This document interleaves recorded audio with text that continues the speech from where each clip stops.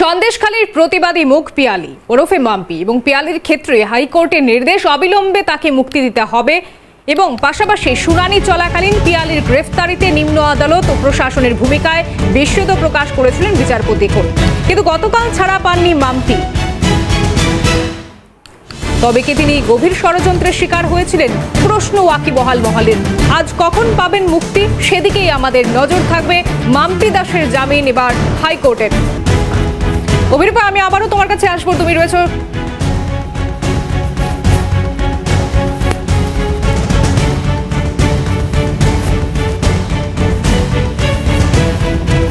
অভিরূপা আছে আমাদের সঙ্গে। অভিরূপা, আজ কখন পাবে মুক্তি, কি জানা যাচ্ছে?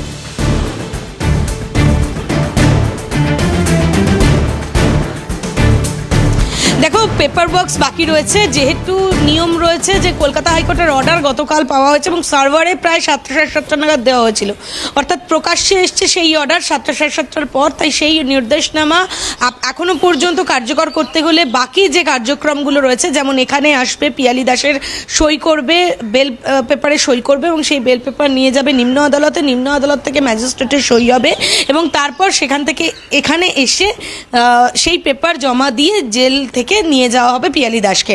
সুতরাং সময় লাগবে, কথা বলাই বাহুল্য। 10টা নাগাদ এই জেলে এসে যারা আসামিরা রয়েছেন তাদের নন কনভিক্টেড আসামিদের সই করানো হয় 9টা থেকে 10টার মধ্যে।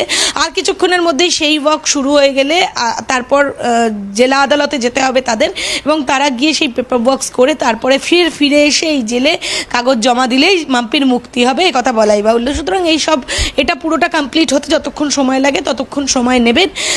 কিন্তু তারই মধ্যে আজকে যে তার মুক্তি হয়ে যাচ্ছে, কথা বলাই বাহুল্য। গতকাল কলকাতা হাইকোর্টের বিচারপতি জয় সেনগুপ্ত বিশেষ ক্ষমতা প্রয়োগ করে জেল হেফাজত থেকে মুক্তি দিয়েছে মাম্পি দাসকে এবং নিঃশর্তে মুক্তি দেওয়া হয়েছে তাকে, যেহেতু তার গ্রেপ্তারিটাই বৈধ ছিল না। তার বিরুদ্ধে জামিন অযোগ্য ধারায় মামলা দিয়ে যে অবৈধভাবে যে জামিন অযোগ্য ধারায় মামলা দেওয়া হয়েছিল সেটা নিয়ে প্রশ্ন তুলেছেন বিচারপতি, এবং বিচারপতি বলেছিলেন প্রথমে জামিন যোগ্য ধারায় মামলা দিয়ে 41A নোটিশ সার্ভ করা হয়েছিল সাক্ষীর জন্য, কিন্তু পরবর্তীকালে তিনি যখন সাক্ষী হিসেবে ম্যাজিস্ট্রেটের কাছে যান সেই সময় অবৈধভাবে 195A সেটা যুক্ত করে তাকে গ্রেফতার করা হয়। এবং তারপরে বিষয়টা তুমিও বলছিলে বিচারপতি গতকাল এই বিষয়টা তার গ্রেফতারি নিয়ে বিস্ময় প্রকাশ করেছেন। তাহলে যে আরো একটা বিষয় তোমার কাছ থেকে জানতে চাইবো, ওয়াকিবহাল মহল কি মনে করছে? তবে কি গভীর ষড়যন্ত্রের শিকার হলেন তিনি?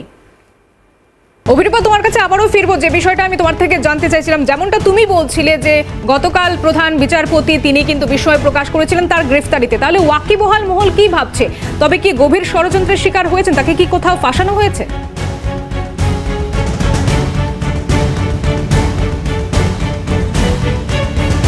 একটু ভুল হলো বর্ণিশিকা, প্রধান বিচারপতি নয়, বিচারপতি জয় সেনগুপ্ত সিঙ্গল বেঞ্চ বিস্ময় প্রকাশ করেছিলেন তার গ্রেপ্তারি নিয়ে।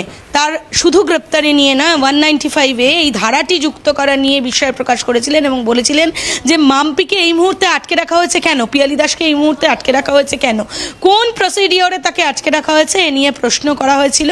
এবং তারপর সেই প্রশ্নের উত্তর যদিও রাজ্যের সরকারি আইনজীবী সঠিকভাবে দিতে পারেননি বা আদালতকে স্যাটিসফাই করতে পারেননি, সেই কারণেই আদালত জানিয়েছে বিশেষ ক্ষমতা প্রয়োগ করে কলকাতা হাইকোর্টের বিচারপতি জয় সেনগুপ্ত তিনি এই মাম্পি ওরফে পিয়ালি দাসকে মুক্ত করলেন। তার কারণ হচ্ছে তিনি জামিনের আবেদন ওই বেঞ্চে করেননি, তিনি করেছিলেন পুলিশ অ্যাকশনের ম্যাটার এবং FIR খারিজের আবেদন। সেই মামলার ক্ষেত্রে এই বিশেষ ক্ষমতা প্রয়োগ করে বিচারপতি এই নির্দেশিকা দিয়েছেন। তার কারণ যে এক্সট্রা ধারা তাকে দেওয়া হয়েছে, জামিন অযোগ্য ধারা যেটা যুক্ত করা হয়েছিল সেটাই অবৈধভাবে সেটাকে যুক্ত করে তাকে গ্রেপ্তার করা হয়েছিল। সাক্ষী হিসেবে ডেকে কিভাবে জামিন অযোগ্য ধারা যুক্ত করা হয় সে নিয়ে প্রশ্ন তোলেন, সে প্রশ্নের উত্তর সঠিকভাবে রাজ্য সরকারি আইনজীবী দিতে পারেননি। আর তাই বিশেষ ক্ষমতা প্রয়োগ করে মাম্পি দাস ওরফে পিয়ালি দাসকে মুক্তি দিল কলকাতা হাইকোর্ট। গতকাল কলকাতা হাইকোর্টের নির্দেশিকা সার্ভারে এসেছে 7টা থেকে 7:30 নাগাদ, তারপরে প্রসিডিওর হয়নি এবং আজকে সকালে ফের সেই প্রসিডিওর শুরু হবে। আর কিছুক্ষণের মধ্যে প্রসিডিওর শুরু হলে একেবারে সেদিকে আমাদের নজর থাকবে। আপাতত ধন্যবাদ তোমাকে।